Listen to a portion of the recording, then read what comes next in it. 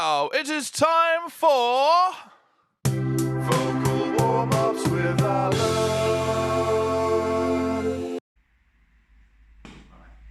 Right, so you are live.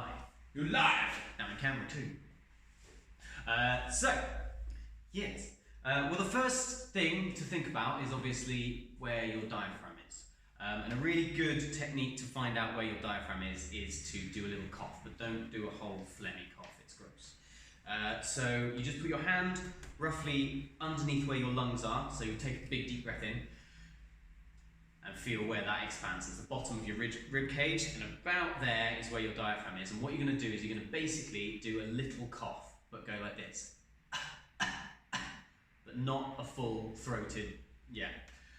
And if you feel where your stomach twitches, you'll be able to feel the muscle that is punching air through your lungs. So essentially a cough is a spasm of your diaphragm. That's what we're looking for. So to make sure that your diaphragm is doing a good job, you need to strengthen it. And so there are some strengthening exercises that you can do where you restrict the airflow coming out with your voice.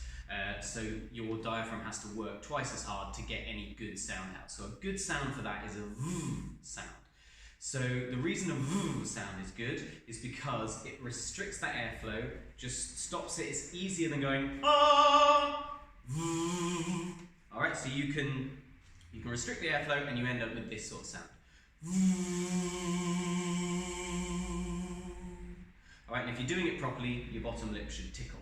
And you can do various different things with this. You can do different scales and you can do different arpeggios, and you can make it so that your diaphragm is working harder. So we're going to just do up to 5, but we're going to go 1, 1, 2, 1. 1, 2, 3, 2, 1.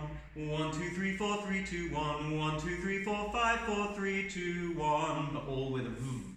So v, v, v, v,